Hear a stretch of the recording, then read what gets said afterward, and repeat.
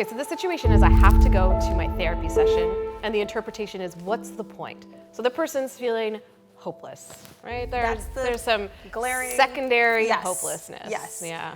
Like, what's the point? Like, you know, in other words, like, there's no point. Yeah. Right? Like, there's no point in going to therapy. It's not going to do anything to help me. Yeah, I may as well not bother. Yeah, exactly. Right? We've got hopelessness glaring there. You said secondary, I agree. Right? So the question is, what's the primary experience the person's having?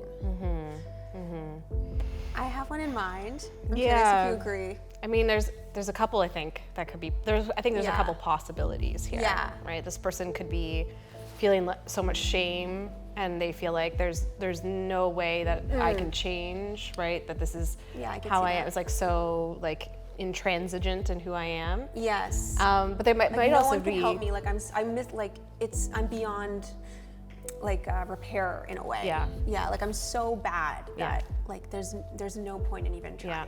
But it could also be sadness, also, right? Like some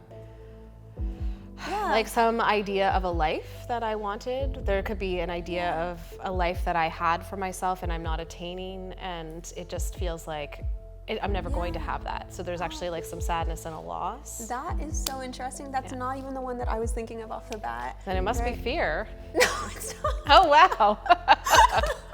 What is it then? Okay, the sadness, drum roll, please. The sadness makes sense.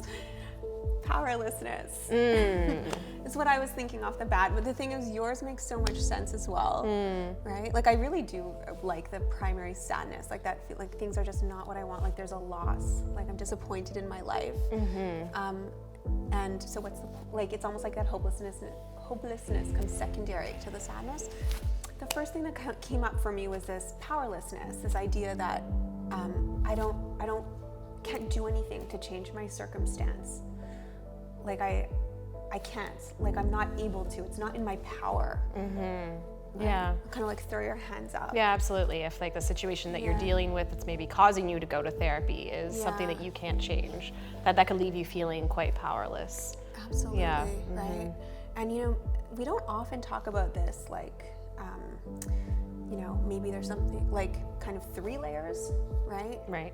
So, you know, we could have like a primary emotion that might be one of the ones you've mentioned, even deeper than the powerlessness, perhaps, like the shame, sadness, right? Then possibly the powerlessness. I was going to say that the powerlessness could also, I was thinking of it more as a secondary reaction. Like I'm feeling both helpless and powerless to make change of my life.